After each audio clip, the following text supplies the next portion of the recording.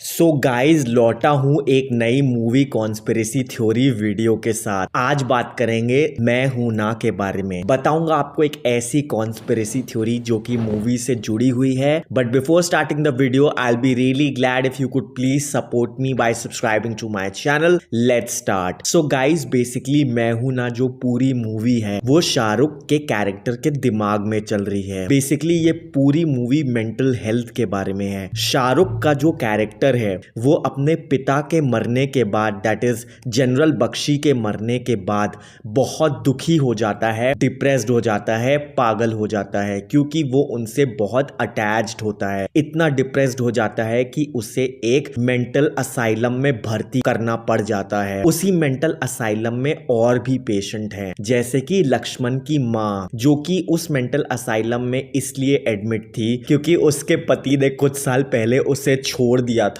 राम के लिए, और वो इतनी दुखी हो गई थी कि उसे एक मेंटल असाइलम में एडमिट करना पड़ा था। उसी मेंटल असाइलम में उसका बेटा लक्ष्मण भी एडमिट था। लक्ष्मण को बचपन से ही बाप का प्यार नहीं मिला था क्योंकि उसका बाप राम को चूज करता है और उसे और उसकी माँ को छोड़ देता है। और ऊपर से लक्ष्मण को दिक्कतें भी थी, जैसे उसका पढ़ाई में मन नहीं लगता था, वो हमेशा क्लास में फेल होता था, तो उसके पास डिग्री भी नहीं थी, बेचारा बेरोजगार था, ना उसको जॉब मिल रही थी। बाप ने भी साथ छोड़ दिया, माँ भी अधिकतर दुखी रहती थी, पढ़ाई में भी तेज नहीं था, इसीलिए डिग्री नहीं कंप्लीट हुई और बेरोजगार हो गया। ये सब चीजों से तंग आके उसे भी मेंटल असाइलम में भर्ती करना पड़ा। उस मेंटल असाइलम में एक और पेशेंट थी जिसका नाम था संजू। संजू बचपन से ही अपने पापा से बहुत प्यार करती थी, पर उसका बाप उसको कभी भी प्यार नहीं करता था, क्योंकि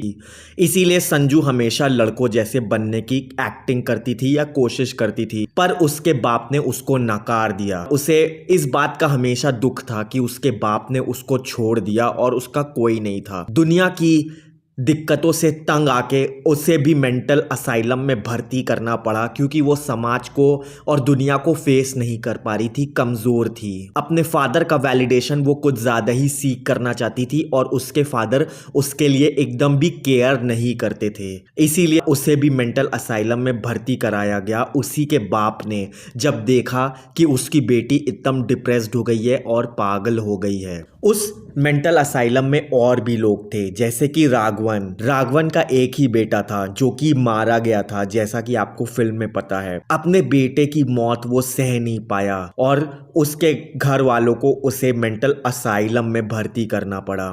उस मेंटल असाइलम में कुछ और भी पेशेंट्स थे, जैसे कि राखी सावंत आपने देखा होगा मूवी में। बेसिकली वो एक बहुत बड़ी बॉलीवुड एक्ट्रेस बनना चाहती थी, पर बॉलीवुड के लोग उसको अच्छे से ट्रीट नहीं करते थे, दुनिया उसकी इज्जत नहीं करती थी। दुनिया के दर्द से तंग आके और बॉलीवुड के लोगों का बेकार बिहेवियर देख के वो भी डिप्रेस्ड और परेशान हो गई और उसे भी उस मेंटल असाइलम में भर्ती करना पड़ा। और भी पेशेंट्स थे, जैसे कि पर्सी आपने फिल्म में देखा है कि वो संजू के कैरेक्टर से प्यार करता है। बेसिकली पर्सी एक रियल लाइफ में लूजर था और उससे कोई भी लड़की भाव नहीं देती थी, उससे कभी भी किसी लड़की से प्यार नहीं मिला और वो लड़कियों का प्यार नहीं पा पाया, हमेशा उसका दिल टूटता था। वो भी डिप्रेस्ड हो गया था, दुनिया की ठोकरें खा खा के दिल तोड़वा के, इसीलिए उसके पिता ने उसको उस असाइलम में भर्ती कर दिया। उस मेंटल असाइलम में और भी पेशेंट थे, जैसे कि प्रिंसिपल। आपने देखा है मूवी में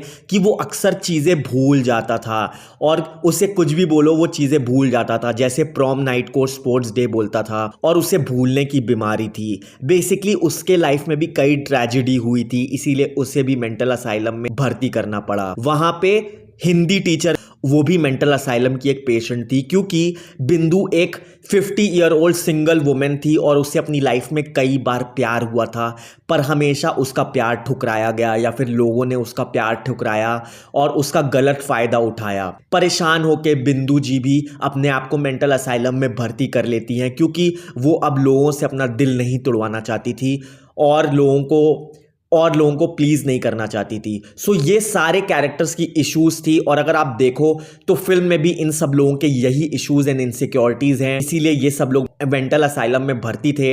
इस मेंटल असाइलम में एक नर्स भी थी, मिस चांदनी। वो उस असाइलम की नर्स थी और उन सब का देखभाल रखती थी। अगर आप फिल्म देखो तो राम इन सब लोगों की प्रॉब्लम्स को सॉल्व करता है और इन सब लोग को हैप्पी एंडिंग देता है, क्योंकि जब राम इन लोग को मेंटल असाइलम में देखता था तो वो इन सब के लिए बहुत दुखी रहता था और वो अपने आप को और इन सब लोगों को एक हैप्पी एंडिंग देना चाहता था। इसीलिए पूरी मूवी मैं हूं ना राम के दिमाग में चल रही है।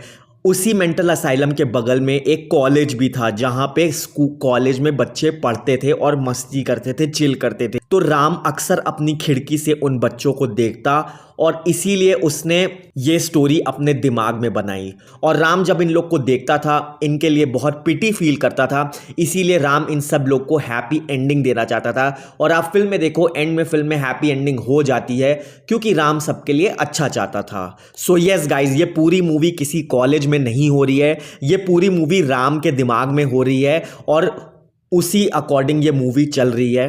दैट इज़ मैं हूं ना फैंटेसी मूवी है। और फिल्म का नाम मैं हूं ना नहीं है, फिल्म का नाम मेन हूं ना ही है।